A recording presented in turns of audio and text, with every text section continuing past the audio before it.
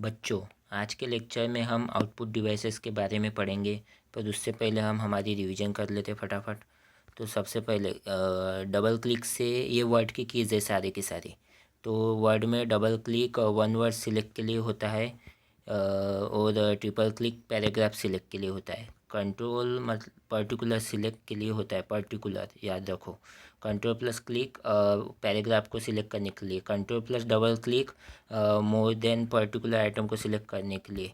Home move cursor to beginning of line. Control plus home move cursor to beginning of document. End key end line के end में, और control plus end document के end में cursor को लेके जाने के लिए। Control plus up arrow key move cursor one paragraph up. Down arrow key नीचे जाने के लिए। Control plus right arrow key move cursor one word to right, और ये वन वर्ड लेफ्ट की इधर। Control plus back space one word को left side left end पर डिलीट करने के लिए। Control plus delete right end पर डिलीट करने के लिए वन वर्ड को।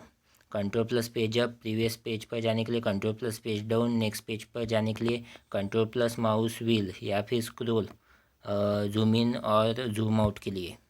शिप की तो 2 बार हो गई थी, तो ये आप नहीं लेते, पर पता होना चाहिए।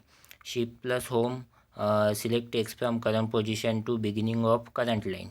ये करंट पोजीशन से एंड तक के सिलेक्ट करने के लिए। Shift plus left arrow key one character to left select करने के लिए। ये राइट एरो की राइट एक कैरेक्टर राइट पर सिलेक्ट करने के लिए। Shift plus enter line break के लिए। शिप प्लस इंसर्ट पेस्ट के लिए। शिप प्लस डिलीट कट के लिए। Control plus shift plus A caps lock के लिए। Control plus shift plus B bold के लिए। Control plus shift plus C copy text format के लिए। Control plus shift plus D double underline के लिए। Control plus shift plus F font के लिए, फॉन्ट डायलॉग बॉक्स ओपन करने के लिए। Control plus shift plus G word count के लिए। Control plus shift plus I italic के लिए। Control plus shift plus J word justify के लिए। Control plus shift plus K small capital letters के लिए। Control plus shift plus L bullets के लिए। Control plus shift plus M decrease indent के लिए। Control plus shift plus P change font size के लिए। Control plus shift plus Q symbol font के लिए। Control plus shift plus S style के लिए। Control plus shift plus T reduce hanging indent के लिए। Control plus shift plus V paste text format के लिए। Control plus shift plus W ये जो स्पेस को छोड़ के जो अंडरलाइन बाकी को अंडरलाइन देने के लिए control plus shift plus W का इस्तेमाल होता है। Control plus shift plus less than decrease font के लिए। Control plus shift plus greater than increase font के लिए। Control plus shift plus right arrow की select one word to right.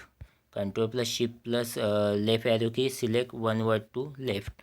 Control plus shift plus plus superscript के लिए। Control plus shift plus asterisk symbol show और hide के लिए। Control plus shift plus enter table break या फिर उसे ही स्प्लिट टेबल भी कहते हैं।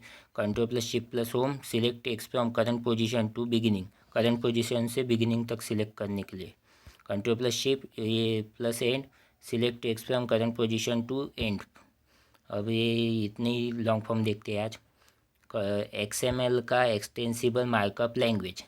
HTML का extensible hypertext markup language. XAML का extensible application markup language. XGA का एक्सटेंडेड ग्राफिक्स एरे। जिप का जोन इंफॉर्मेशन प्रोटोकॉल। ZMA का ज़ीरो मेमोरी एलोकेशन। जिप का zero insertion force types of CPU socket होता है। अब रिवीजन तो हो गई हमारी। आपको अब मैं बताना चाहता हूँ, आप डेली रिवीजन अपना करते रहिए। जो कुछ भी आपके लॉन्ग फॉर्म्स और शॉर्टकट कीज़ यहाँ पे भी होती रहेंगी आपकी, पर आप वैसे अपने हिसाब से करते रहिए। तो आज का लेक्चर हम हमारा टॉपिक शुरू करते हैं। आज के टॉपिक में आउटपुट डिवाइस में हम monitor, printer, plotter, speaker, projector, headphones और जो इनपुट और आउटपुट डिवाइस दोनों में आते हैं वो देखेंगे। तो एग्ज़ाम पॉइंट ऑफ व्यू से सबसे ज़्यादा इम्पोर्टेंट मॉनिटर, प्रिंटर, प्लॉटर, ये दोनों तो वो है ही बहुत इम्पोर्टेंट, पर प्लॉटर भी आता है, और ये सब तो हमें करना ही करना है। तो चलो एक एक करके हम हमारे आउटपुट डिवाइस देखते हैं। सबसे पहले मॉनिटर। तो मॉनिटर एक सॉफ्ट कॉपी आउटपुट डिवाइस है। याद रखिए, जो कुछ भी यहाँ पे सिर्फ दो ही, जो प्रिंटर और प्लॉटर है, यही हार्ड कॉपी आउटपुट डिवाइस है। बाकी जितने भी है वो सॉफ्ट कॉपी आउटपुट डिवाइस है। वैसे आगे भी देखेंगे पर अभी याद रख लो, सॉफ्ट कॉपी मॉनिटर क्या है, सॉफ्ट कॉपी आउटपुट डिवाइस। मतलब उसे हम टच नहीं कर सकते, उसे सॉफ्ट कॉपी कहते हैं। जैसे कि आपका कोई इमेज हो गया, मतलब स्क्रीन पे जो दिखता है, साउंड हो गया है, वो सॉफ्ट कॉपी में आता है। हार्ड कॉपी मतलब हार्डवेयर, हार्ड कॉपी मतलब जिसे हम टच कर सकते हैं, टेंजिबल कहते हैं उसे। तो इसे हम टच नहीं कर सकते, ये ऐसा आउटपुट देता है। तो ये सॉफ्ट कॉपी आउटपुट डिवाइस है मॉनिटर। हमें मॉनिटर क्या दिखाता है, जो टेक्स्ट है, ग्राफिक्स है, इमेजेस है, वीडियोज़ है, वो हम मॉनिटर पर देख सकते हैं। ये हमें आउटपुट देता है, images, video, graphics, text. Monitor also called VDU, visual display unit. Monitor का मतलब मॉनिटर को भी विजुअल डिस्प्ले यूनिट कहते हैं। First computer monitor CRT based था। जो फर्स्ट कंप्यूटर बना था उसका जो मॉनिटर था वो सीआरटी बेस्ड था। और types of monitor based on display technology. अब जैसे ये सीआरटी बेस्ड था, वैसे ही अलग अलग टेक्नोलॉजी, डिस्प्ले टेक्नोलॉजी पर बेस मॉनिटर्स के टाइप दिए थे। तो हम एक एक करके वो देखते हैं। सबसे पहले सीआरटी। सीआरटी का लॉन्ग फॉर्म है कैथोड रे ट्यूब। जिन्होंने लॉन्ग फॉर्म की क्लास अच्छे से की है उन्हें दिक्कत नहीं जाएंगी। अगर किन बच्चों ने आप में से की नहीं है तो पीछे प्लेलिस्ट में दिख रहा होगा आपको, तो वहाँ पे जाके आप कर सकते हैं। तो अभी हम देखते हैं, सीआरटी का इन्वेंशन कार्ल फर्डिनांड ब्राउन ने किया था। तो ये इम्पोर्टेंट है आपको जो है, मतलब जैसे यहाँ पे सीआरटी, इनका इन्वेंशन पूछ सकता है एग्ज़ाम में, तो इम्पोर्टेंट है करना। सीआरटी वो जो जूने आते थे डब्बा टाइप टीवी वगैरह, डिस्प्ले, मॉनिटर रहते थे, टीवी जो रहता था बड़ा डब्बा टाइप रहता था, तो उसमें सीआरटी का यूज़ होता था। तो इसका इन्वेंशन कार्ल फर्डिनांड ब्राउन ने किया है। याद रखने का तरीका, ये जूना है ना, मतलब कल जाने दो, यहाँ से याद नहीं रखते क्योंकि ये आपको ऐसे भी पूछ सकता है, KF ब्राउन ऑप्शन में ऐसे भी दे सकता है, पर सरनेम तो आपको देता ही देता है। तो आप ज़रूर सरनेम याद रखें। सीआरटी का क्या है, ब्राउन। तो ऐसे ही याद रखो कि आपने एक ब्राउन कलर की सीआरटी देखी है, तो ऐसे आप याद रख सकते हैं। सेकंड है एलसीडी, लिक्विड क्रिस्टल डिस्प्ले। ये डिस्प्ले टेक्नोलॉजी है, अलग अलग डिस्प्ले है, तो आपको ये याद रखना होगा। एग्जाम पॉइंट से इम्पोर्टेंट है। एलसीडी, लिक्विड क्रिस्टल डिस्प्ले, इसका इन्वेंशन जॉर्ज एच हेलमेयर ने किया था।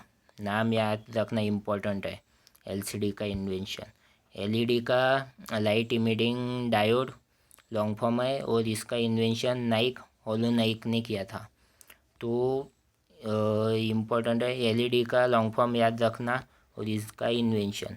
तो हम ये याद करते हैं, एलईडी मतलब ऐसा याद रखें, नाइक कंपनी का शू है, तो वो होलो, होलो मतलब उसमें छेद, मतलब छेद है। हॉलो का मतलब होता है ना पोकड़, तो वो हॉलो है, तो उसमें आपने एलईडी लगा दी, मतलब नई कंपनी के शूज़ में आपने एलईडी हॉलो जगह है तो उसमें एलईडी लगा दी, ऐसे आप याद रख सकते हैं। ओ एलईडी का ऑर्गेनिक लाइट इमिटिंग डायोड, इसका invention Ching Tang and Steven Van स्टाइल ने किया है। याद रखिए, इम्पोर्टेंट है। Plasma monitor use ions gas रहता है इसमें। इसका invention Donald Bitzer, Gene Slottow and Robert Wilson ने किया है। तो जो ये है LED, LCD, LED, OLED, plasma monitor, ये फ्लैट पैनल डिस्प्ले में आते हैं। तो ये सीआरटी मतलब ऐसा बड़ा सा डब्बा जैसा दिखता था। आपने देखा है कि नहीं, देखे होंगे आपने भी, पर वो अभी फ़िलहाल तो जो शॉप्स वगैरह है उसमें एलसीडी, एलईडी बेसी डिस्प्ले वाले टीवी या फिर मॉनिटर्स रहते हैं।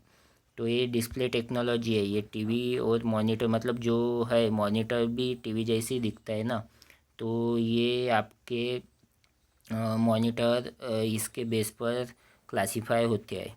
तो हम अब जो देखे हमने सीआरटी, एलसीडी, इनको समझते हैं। तो एक एक करके हम देखते हैं, मतलब आपके एग्ज़ाम में क्या क्या पूछ सकता है। तो सबसे पहले लॉन्ग फॉर्म ज़रूर याद रखिए, पूछेंगे आपको। सीआईटी का long form cathode ray tube. LCD का बताओ, लिक्विड क्रिस्टल डिस्प्ले। एलईडी का लाइट इमिटिंग डायोड। ओएलईडी का organic light emitting diode. Plasma का ये प्लाज्मा ही नाम रहता है। टेक्नोलॉजी इतना इम्पोर्टेंट नहीं है, पर सबसे पहले प्रायोरिटी बोले तो करना तो सब कुछ है आपको, पर प्रायोरिटी पहले इसे देना है, बाद में ये करना टेक्नोलॉजी वगैरह। जैसे कि ये लॉन्ग फॉर्म पूछने के चांस 80% के अबो है, पर जो टेक्नोलॉजी वगैरह है इसके पूछने के चांस 50% से भी लो है। तो देखते हैं हम एक एक करके। सीआईटी में uses electron beam and phosphor coating. LCD में uses liquid crystal with fluorescent black light. ये जो है बैक लाइट, इसे भी देखते हैं हम आगे आगे। एलईडी का uses crystal liquid crystal with LED back light. और एलईडी का uses organic compound that emits light. और plasma display uses small cell field with ionize gas plasma. तो जो प्लाज्मा का रहता है इसमें नहीं कि आयोनाइज गैस यूज़ होती है। बताने को तो बहुत कुछ बता सकते हैं इसमें, पर ये एग्ज़ाम पॉइंट ऑफ व्यू से इतना इम्पोर्टेंट नहीं है। जैसे कि कौन सी गैस रहती है इसमें, जेनॉन नियॉन, मतलब जो कुछ भी है, पर वो आपको अभी फ़िलहाल उसका इम्पोर्टेंस इतना नहीं है इस टॉपिक में। जो इम्पोर्टेंट है वो देखते हैं हम। बैकलाइट इसमें नहीं होती है, सेल्फ इमिसिव होता है इलेक्ट्रॉन बीम से। यहाँ पे यूज़ होती है, यहाँ पे इम्पोर्टेंट है CCFL का लॉन्ग फॉर्म याद रखो। Cold cathode fluorescent lamp backlight, मतलब वो पीछे से लाइट देते हैं, ये सेल्फ इमिसिव होती है, यहाँ पे अलग से देना पड़ता है हमें। एलईडी में भी देना पड़ता है, एलईडी बैकलाइट से एलईडी से देते हैं। या ओ एलईडी में ज़रूरत नहीं होगी थी, वो सेल्फ इमिसिव होता है। और इसमें भी प्लाज्मा डिस्प्ले में भी नहीं होती ज़रूरत, वो भी सेल्फ इमिसिव होता है और ग्लास प्लाज्मा से वो करते हैं। ये इम्पोर्टेंट है। देखो इम्पोर्टेंट क्या है, पूरा मतलब टेबल होने के बाद बताता, पर ये ज़्यादा इम्पोर्टेंट नहीं है उसके हिसाब से। पर ये पिक्चर क्वालिटी वगैरह इस पे क्वेश्चन आ सकते हैं। तो आपको पिक्चर क्वालिटी का ये सीक्वेंस याद रखना है, किसकी ज़्यादा अच्छी क्वालिटी है। तो ओ एलईडी की सबसे अच्छी क्वालिटी होती है, फिर उसके बाद प्लाज्मा डिस्प्ले की, फिर एलईडी, फिर एलसीडी, फिर सीआईटी की। तो ये इम्पोर्टेंट है। पावर कंजम्पशन भी याद रखना है, ये हाई होता है, मॉडरेट, लो, वेरी हाई। तो आपको पावर कंजम्पशन याद रखना है, सबसे ज़्यादा पावर कौन कंज्यूम करता है, प्लाज्मा। फिर उसके बाद में सीआरटी, फिर उसके बाद में एलसीडी, फिर उसके बाद में एलईडी, फिर उसके बाद में ओएलईडी के बहुत एडवांटेज होते हैं। जैसे कि देखो क्वालिटी भी अच्छी दे रहा है, लो पावर कंज्यूम कर रहा है, तो ओएलईडी बहुत एडवांस होता है। उसके वजह से उसके एडवांटेज भी बहुत अच्छे होते हैं, जिसके एडवांटेज मतलब जो हमारे लिए फ़ायदेमंद रहता है उसकी वैसी प्राइस भी अच्छी होती है। वो सस्ता नहीं मिलता, वो महंगा ही मिलता है। तो इम्पोर्टेंट है, ये याद रखना है आपको। अब रिस्पॉन्स टाइम भी ये जो है ये वेरी लो। सीआरटी का मतलब वेरी फास्ट है, मॉडरेट है, फास्ट है, वेरी फास्ट है। तो आप ये याद रखिए। सीआरटी और जो ओएलईडी का है वो सिमिलर ही है, जैसे कि आप यहाँ पे देख रहे होंगे। सीआरटी का कितना है, लेस देन 1 मिली सेकंड, और ओएलईडी का भी लेस देन मतलब 1 मिली सेकंड के आसपास है। तो ये सिमिलर ही है। और जो फिर उसके बाद प्लाज्मा का आता है, मतलब इस जो रिस्पॉन्स टाइम है ये हम देखते हैं आगे। इसकी डेफिनेशन वहाँ पे समझाऊंगा, पर ये स्पीड से रिलेटेड होता है। तो आप याद रखिए, वेरी फास्ट, ये मॉडरेट, ये फास्ट, ये वेरी फास्ट, और ये फास्ट होता है। तो ये आपको ये सीक्वेंस याद रखना है। तो सबसे मतलब काम की चीज़ है सीआरटी और ओएलईडी में रिस्पॉन्स टाइम मतलब अच्छा देता है। वो वेरी फास्ट, मतलब जो रिफ्रेश ये रहता है वो अच्छा रहता है। तो सीआरटी और ओएलईडी का एक जैसी नियर अबाउट रहता है। फिर उसके बाद प्लाज्मा का, फिर उसके बाद एलईडी का, फिर एलसीडी का। यहाँ पे देखो सीआरटी याद रखना फास्ट होता है, वेरी फास्ट। और सबसे कम रहता है LCD का, याद रखना। और ये मिली सेकंड में ही होते हैं। उसके बाद कॉस्ट, ये लोएस्ट है। और ये अभी के एब्सोल्यूट मतलब रेयर हो गया, अभी ज़्यादा यूज नहीं होता CRT। तो ये लोएस्ट कॉस्ट है इसकी। इसकी LCD की लो है, ये लो टू मिड है, ये हाई टू हाईएस्ट है, और ये हाई होती है, रेयर ऑब्सोलेट। ये भी अभी संपुष्ट में आ चुकी है प्लाज्मा डिस्प्ले। तो ये याद रखना ये कि भाई सबसे ज़्यादा कॉस्ट किसकी है, वो LED की है। तो आपको एग्ज़ाम पॉइंट ऑफ व्यू से क्या क्या याद रखना है, लॉन्ग फॉर्म याद रखना है, और ये जो फ्लो है, ये पिक्चर क्वालिटी, जैसे कि OLED की सबसे अच्छी है, फिर प्लाज्मा की है। OLED की पिक्चर क्वालिटी की प्लाज्मा की पिक्चर क्वालिटी प्लाज्मा डिस्प्ले की पिक्चर क्वालिटी से ज़्यादा है। तो आपको कुछ भी पूछ लेंगे ऑप्शन दे के, इस या तो ये फर्स्ट 4 ऑप्शन में देंगे, बताओ किसकी ज़्यादा है, या फिर ये 4 दे देंगे तो बताओ किसकी ज़्यादा है। तो प्लाज्मा की आपको ये सब याद होना चाहिए अच्छे से। वैसे पावर कंजम्पशन में भी, रिस्पांस टाइम में भी, और कॉस्ट में तो लेस इम्पोर्टेंट है, पर याद रखना। तो अब आगे बढ़ते हैं, कैरेक्टरिस्टिक्स देखते हैं मॉनिटर की, इम्पोर्टेंट है। फर्स्ट कैरेक्टरिस्टिक्स है रेजोल्यूशन। तो रेजोल्यूशन मतलब the number of pixel a screen can display horizontally and vertically. तो जो हॉरिजॉन्टली और वर्टिकली में जितने भी पिक्सल रहते हैं उसे रिजोल्यूशन कहते हैं।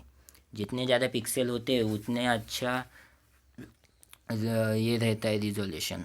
जैसे कि ये 1920 ये क्रॉस में रहता है, ये हॉरिजॉन्टली और वर्टिकली, और ये दोनों को आप मल्टीप्लाई अगर करते हो तो आपको 2073600 पिक्सल्स मिलते हैं, इतने मिलते हैं। 20,73,600 पिक्सल्स दिखते हैं। ये किसका रिजोल्यूशन है, ये फुल HD का रिजोल्यूशन है। तो रिजोल्यूशन का यूनिट पिक्सल होता है, याद रखो। और ये 4K का है। और जितने ज़्यादा रिजोल्यूशन, जितना हाई रिजोल्यूशन रहेगा उतनी आपकी इमेज जो है वो शार्पर और क्लियर दिखती है। यूनिट ऑफ रिजोल्यूशन क्या है, पिक्सल, याद रखना, इम्पोर्टेंट है। और in terms of pixel density, resolution जो है पिक्सल डेंसिटी में, उसका स्क्रीन में यूनिट होता है पिक्सल पर इंच, और जो प्रिंटिंग में आता है वो रहता है डॉट्स पर इंच। इम्पोर्टेंट है, आ सकता है एग्ज़ाम में। एक सेकंड कैरेक्टरिस्टिक्स रिफ्रेश रेट। तो रिफ्रेश रेट मतलब the number of times the screen refreshes पर सेकंड। एक सेकंड में कितने बार स्क्रीन रिफ्रेश होती है उसे कहते हैं रिफ्रेश रेट। तो ये मेजर होती है हर्ट्ज में, और जितना ज़्यादा आपका रिफ्रेश रेट रहता है उतना आपका स्मूदर मोशन होता है। और अब थर्ड कैरेक्टरिस्टिक देखते हैं, रिस्पांस टाइम है। तो आपने पीछे भी देखा होगा रिस्पांस टाइप, तो अभी यहाँ पे समझते हो। The time taken by pixel to change from one colour to another. और ये मिली सेकंड में होता है। एक कलर से दूसरे कलर में चेंज होने में जो टाइम लगता है उसे रिस्पांस टाइम कहते हैं। और ये जितना कम रहे उतना अच्छा रहता है। तो उतना फास्ट आपका काम हो जाता है, इसलिए वहाँ पे फास्टर, वेरी फास्टर ऐसा लिखा था।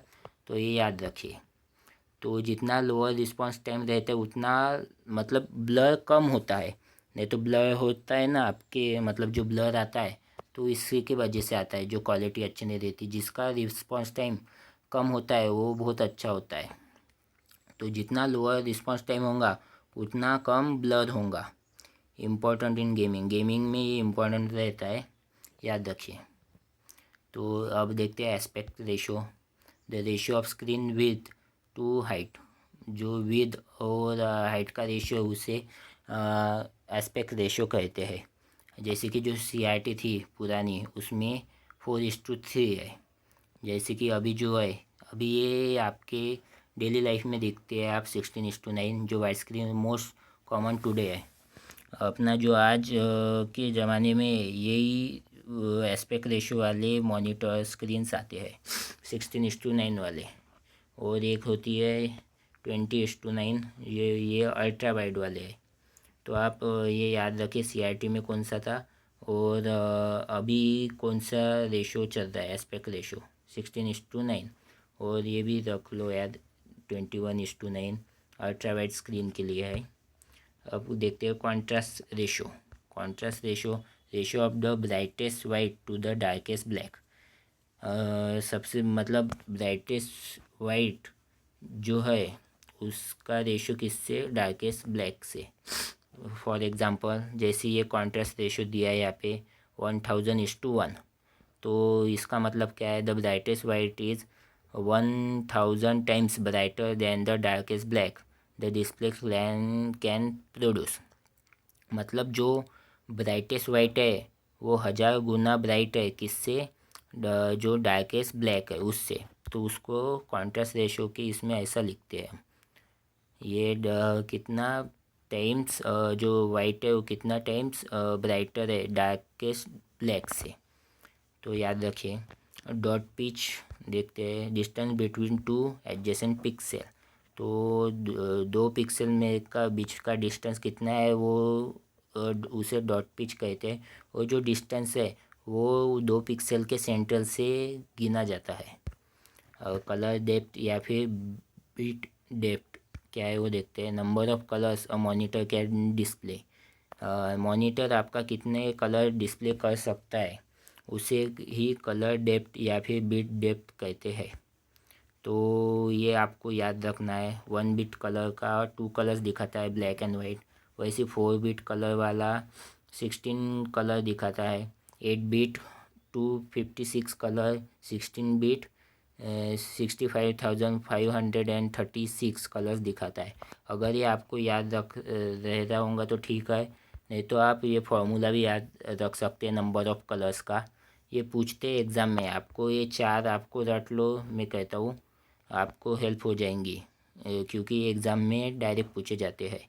नहीं याद रहा होगा तो ये फॉर्मूला याद कर लो। पर आप एग्ज़ाम में कहाँ पे कैलकुलेट करते बैठोगे, 2⁻16 क्या है, 2⁸ क्या है, तो आप डायरेक्ट याद कर लो, सजेशन है। नहीं तो फॉर्मूला तो है 2⁻ बिट्स पर पिक्सल। जैसे यहाँ पे 1 है, 2⁻1 क्या होता है 2, तो 2 कलर हो गए। 4 है 4 बिट का, तो 2⁻4 क्या होता है 16, तो 16 कलर हो गए ऐसे। तो ये इम्पोर्टेंट है, याद कर लो। ये सभी जितने भी कैरेक्टरिस्टिक्स है वो आपको एग्ज़ाम में पूछ सकते हैं, इम्पोर्टेंट है। मतलब ऑप्शन में जैसे एमसीक्यू बना सकते हैं वैसे कभी कभी ट्रू एंड फॉल्स भी बना सकते हैं। जैसे कि पूछ लेंगा कि भाई डॉट पिच मतलब 2 पिक्सल के बीच में का डिस्टेंस होता है, बताओ ये ट्रू है कि फॉल्स है। इसलिए आपको ये थ्योरी सब कुछ पता होना चाहिए। तो आगे बढ़ते हैं। यहाँ पे आपका मॉनिटर ख़त्म हो जाता है। अब हम प्रिंटर देखते हैं। प्रिंटर एक हार्ड कॉपी आउटपुट डिवाइस है। मॉनिटर क्या था, सॉफ्ट कॉपी डिवाइस। प्रिंटर क्या है, हार्ड कॉपी आउटपुट डिवाइस है। तो देखते हैं प्रिंटर के 2 टाइप गिरते हैं। प्रिंटर तो पता ही होगा आपको, देखा होगा आपने। तो प्रिंटर के 2 टाइप गिरते हैं, एक इम्पैक्ट प्रिंटर और एक नॉन इम्पैक्ट प्रिंटर। तो सबसे पहले हम इम्पैक्ट प्रिंटर क्या है वो देखते हैं। Impact printer printing head use printing head and ribbon. इसमें प्रिंटिंग हेड रहता है और रिबन रहता है, इंपॉर्टेंट है, पूछेंगे एग्ज़ाम में।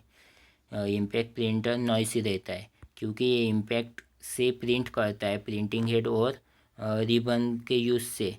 तो इसमें आवाज़ होती है क्योंकि ये इम्पैक्ट होता है ना, मतलब पेपर पे इम्पैक्ट होता है, उसका आवाज़ होता है, नॉइस होता है। तो ये इसे नॉइसी प्रिंटर भी कहते हैं। तो इसके 2 टाइप गिरते हैं, एक कैरेक्टर प्रिंटर और एक लाइन प्रिंटर। तो कैरेक्टर प्रिंटर देखते हैं पहले।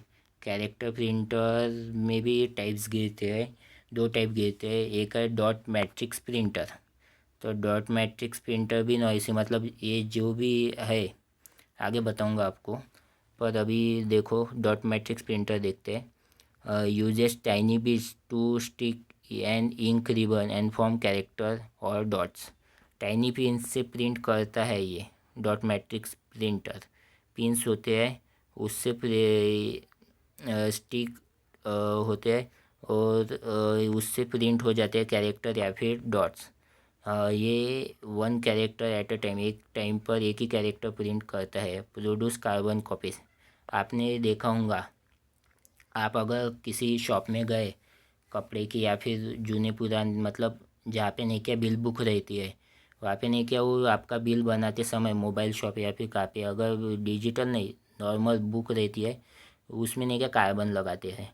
वैसे ही ये कार्बन कॉपी के लिए यूज़ होता है। वो as it is carbon copy बन जाती है। वो कार्बन कॉपी उनके पास रहती है और जो रिसिप्ट या फिर आपका बिल रहता है वो आपके पास होता है।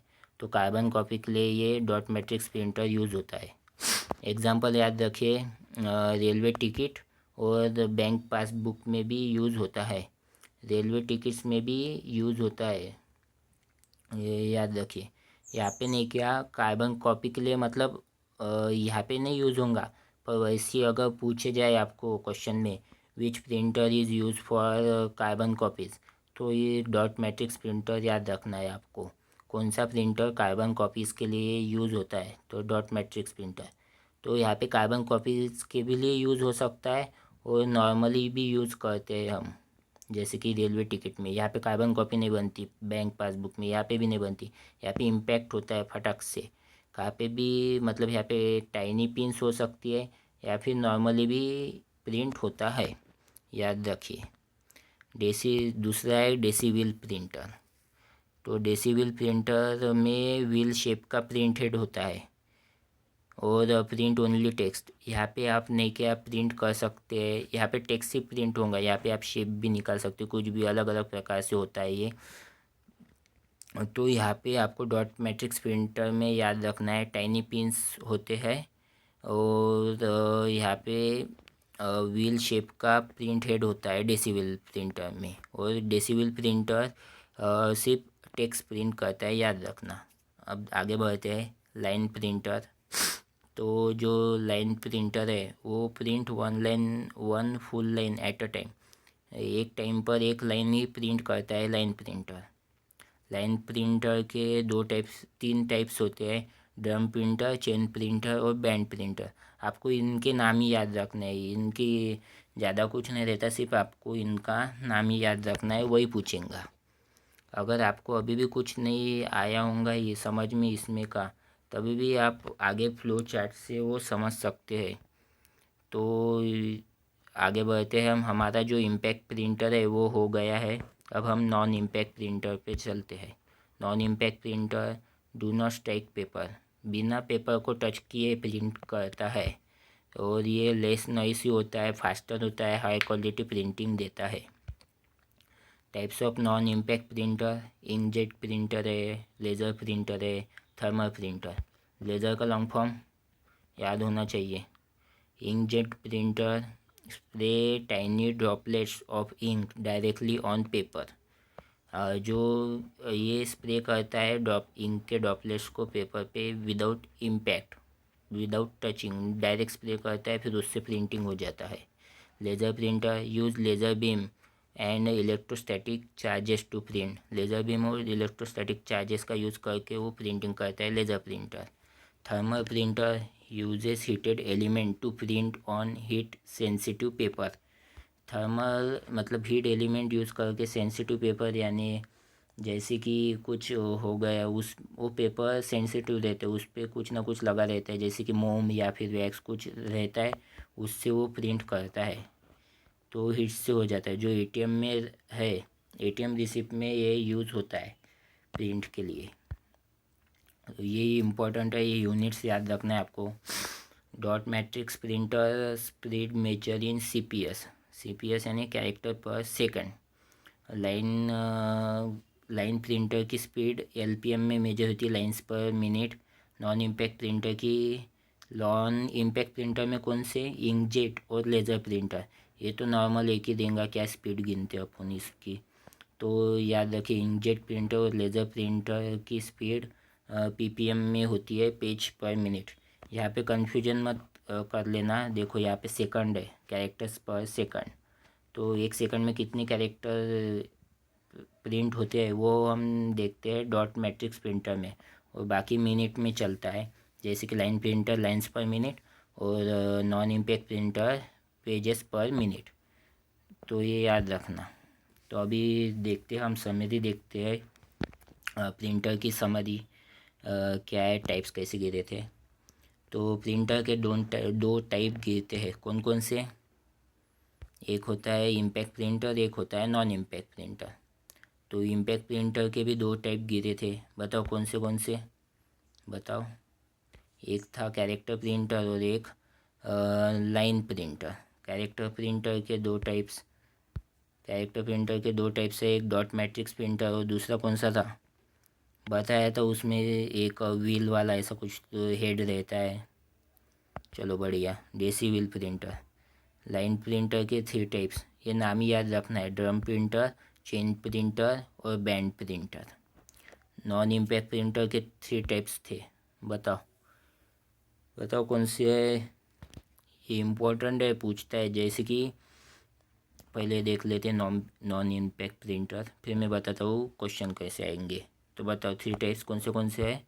एक है इंकजेट प्रिंटर, एक है लेज़र प्रिंटर, उसके बाद थर्मल प्रिंटर। ये इम्पोर्टेंट है। आपको ने क्या बताया था? नॉइसी प्रिंटर है, इम्पैक्ट प्रिंटर को नॉइसी प्रिंटर भी कहते हैं। आपको ऐसा भी पूछ सकता है, डेसिबल प्रिंटर को मतलब क्या कहते हैं, तो उसे भी नॉइसी प्रिंटर में ही आप इंक्लूड करोगे। तो कैसा भी पूछ सकता है, इसे नॉइसी कहते हैं, तो ये भी नॉइसी में आ गया है। ये 5 नाम याद रखना। आपको ये जो फ्लो चार्ट है अच्छे से रट लो, जब आपका अगर हुआ किस्मत अच्छी रही तो इसमें से ही आ जाएगा एक आधा क्वेश्चन, तो इम्पोर्टेंट है। अब आगे बढ़ते हैं, हम प्लॉटर देखते हैं। प्लॉटर किसने मतलब इन्वेंशन किसने किया था? वैसे देखना आप, बहुत मतलब कम चांसेस है पूछना, पर ये नाम याद रखना, रेमिंगटन रैंड। प्लॉटर का इन्वेंशन रेमिंगटन रैंड ने किया था। एग्ज़ाम में पूछेंगा कि किसने किया था। तो वैसे इन्होंने एकदम जो प्लॉटर रहता है, हम जो जिसे प्लॉटर कहते हैं, उनका ही नहीं किया था। ये जैसे मैंने कीबोर्ड का कहा था ना, वैसे यहाँ पे भी सिनेरियो है, पर आप नाम याद डायरेक्ट रख लो, रेमिंगटन रैंड है। तो प्लॉटर भी हार्ड कॉपी आउटपुट डिवाइस है।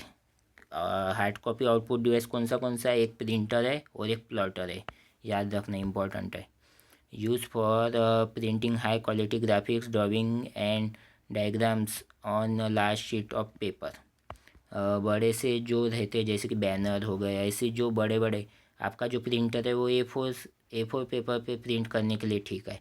पर जो बड़े बड़े रहते हैं पेपर्स, या फिर मैप्स करना है आपको, मतलब मैथ्स निकालना है आपको सिटी का, तो वो बड़ा पेपर लगेगा ना, तो उसमें अच्छे से कर सकते हैं, तो आप वो प्लॉटर से करते हैं। ब्लू प्रिंट हो गया कुछ भी ऐसा, तो it is mainly using CAD engineering drawing architecture blue print maps and charts.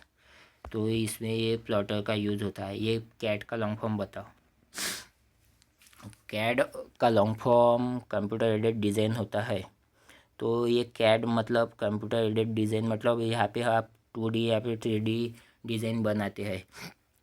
जैसे कैड है वैसे ही कैम भी एक होता है, कंप्यूटर एडेड मैन्युफैक्चरिंग। तो वो मैन्युफैक्चरिंग से रिलेटेड होता है, पर ये याद रखिए कैड इम्पॉर्टेंट है, कंप्यूटर एडेड डिज़ाइन। तो इसमें अपना यूज़ होता है, इंजीनियरिंग ड्राइंग में यूज़ होता है, ड्राइंग निकालने के लिए बड़े बड़े, आर्किटेक्चरल ब्लू प्रिंट के लिए, मैप्स के लिए और चार्ट्स के लिए प्लॉटर का इस्तेमाल होता है। Capable of producing vector graphics. ये वेक्टर ग्राफिक्स मतलब जो लाइन्स है, लाइन्स कर्व्स शेप्स, आप मैथमेटिक फॉर्मूला देकर ये सब कुछ बना सकते हो, उसे वेक्टर ग्राफिक्स कहते हैं। वो करने के लिए आप प्लॉटर से कर सकते हैं, मैथमेटिकल फार्मूलाज देकर वेक्टर ग्राफिक्स प्रोड्यूस कर सकते हैं। प्लॉटर प्रोड्यूस कर सकता है वेक्टर ग्राफिक्स को। एक वेक्टर ग्राफिक्स होता है और एक रास्टर ग्राफिक्स होता है, पर आपको वेक्टर ग्राफिक्स ही याद रखना है। क्या कहते हैं, लाइंस का और शेप्स को यूज़ करने के लिए हम यूज़ करते हैं vector graphics. Types of plotter. Plotter के टाइप्स, ड्रम प्लॉटर होता है, paper is fix on drum, drum पर पेपर फिक्स होता है और जो पेन है वो साइड बाय साइड चलता है। Pen move side to draw image. Use for large engineering and architecture drawing. फिर सेकंड टाइप है प्लॉटर का, फ्लैट बेड प्लॉटर, ये paper place on flat surface पे प्लेस होता है और pen horizontally and vertically direction में मूव होता है पेपर पर। यहाँ पे side by side to side होता है और यहाँ पे हॉरिजॉन्टली फ्लैट बेड पर हॉरिजॉन्टली एंड वर्टिकल डायरेक्शन में मूव होता है पेपर। फिर उसके बाद कटिंग प्लॉटर और एक विनिल प्लॉटर होता है। उसमें शार्प ब्लेड से आप मतलब जो पेन रहता है वो पेन नहीं रहता है, वो शार्प ब्लेड रहते हैं, अलग ही चोचले इनके। इंकजेट प्लॉटर चौथा type, use inkjet printing technology but design to for large size paper. मतलब जो सेम ही रहता है जैसे इंकजेट प्रिंटर और ये इंकजेट प्लॉटर, पर जो अगर आपको बहुत बड़े इसमें प्रिंटिंग करनी है तो उसके लिए आप इंकजेट प्लॉटर यूज़ करते हैं। फोर्थ वाला इलेक्ट्रोस्टैटिक प्लॉटर, याद रखना। स्पीकर तो आपको चौथा आपका आउटपुट डिवाइस है और ये तो पता ही है आपको, output in the form of sound के इसमें आउटपुट देता है आपको। प्रोजेक्टर भी आपको पता ही होगा, शो मूवीज़ प्रेजेंटेशन के लिए देता है। ये दोनों भी सॉफ्ट कॉपी है, ये याद रखना। सॉफ्ट कॉपी आउटपुट डिवाइस है, सॉफ्ट कॉपी में आउटपुट देते हैं ये। एक हेडफोन नथलियन बाल्डविन, तो हेडफोन भी आउटपुट डिवाइस है, इसमें भी साउंड आउटपुट आता है। तो हेडफोन को याद रखिए, इन्होंने बनाया था। याद रखने का तरीका, आप हेडफोन लगा के देखो, बाल्ड मतलब गंजा होता है, तो एक गंजा आदमी या आदमी कहते हो तो क्या कहूँ, एक गंजा लड़का या आदमी हेडफोन लगा के गेम खेल रहा है, उसमें उसने विन कर लिया मतलब जीत गया, तो बाल्ड विन से आप ऐसे याद रख सकते हैं हेडफोन को। तो याद रखिए, हेडफोन का आविष्कार नेथलियन बाल्डविन ने किया है। तो अब आगे बढ़ते हैं। ये input as well as output devices है। क्या क्या है, टच स्क्रीन है, मॉडेम है, नेटवर्क इंटरफेस कार्ड, उसे ही नेटवर्क डिवाइस मतलब है, ये भी नेटवर्क डिवाइसेज है। फिर external storage devices, headset with mic वाला। तो एक एक करके देखते हैं। टच स्क्रीन देखा था पॉइंटिंग डिवाइस में, input as well as output. Input कैसी आप टच करते हैं तो वो इनपुट चला जाता है, और आउटपुट मतलब स्क्रीन पे आप देखते हैं ना, आपको दिखता है ना जैसे कि मॉनिटर जैसा काम, तो वो आपको आउटपुट देता है टच स्क्रीन। टच से मतलब आप इनपुट देते हो, जो स्क्रीन पे दिखता है उससे आउटपुट मिलता है आपको, एक touch screen. Modem send and receive data over communication lines पर डाटा सेंड एंड रिसीव के लिए मॉडेम का यूज़ होता है। मॉडेम का लॉन्ग फॉर्म पता होना चाहिए आपको, पता है तो ठीक है, नहीं है तो मैं नहीं बताता। देखो आप रिवीजन करना ज़रूरी है क्योंकि मैंने बताया है आपको। नेटवर्क इंटरफेस कार्ड हो या फिर network devices for sending end receiving data के लिए कार्ड होता है, वो सेंडिंग एंड रिसीविंग दोनों काम होते हैं, इनपुट आउटपुट। तो उसके लिए मतलब ये दोनों में आता है, input as well as output devices में। वैसे ही एक्सटर्नल स्टोरेज डिवाइसेस जैसे कि पेन ड्राइव हो गया, सीडी डीवीडी हो गया। सीडी का लॉन्ग फॉर्म, डीवीडी का लॉन्ग फॉर्म पता होना चाहिए। ये RW मतलब रीड राइट है। जैसे कि पेन ड्राइव में से अगर आपको एक आधा पिक्चर है या फिर आपकी इमेजेस है कुछ, तो वो आपको अगर लैपटॉप में लेने हैं, किसी से लाया आपने पेन ड्राइव, अगर वो लेना है तो वो रीड होता है। रीड मतलब उसमें से हम लेते हैं, मतलब इनपुट ले रहे हैं। अगर हमारे कंप्यूटर या फिर लैपटॉप से आपको उसको देना है, अपने जो पीसी या फिर लैपटॉप से उसको देना है, तो हम पेन ड्राइव में वो राइट करते हैं।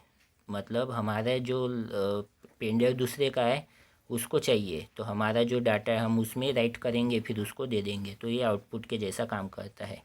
तो जो स्टोरेज डिवाइसेस है ऐसे, तो ये input as well as output दोनों में आते हैं।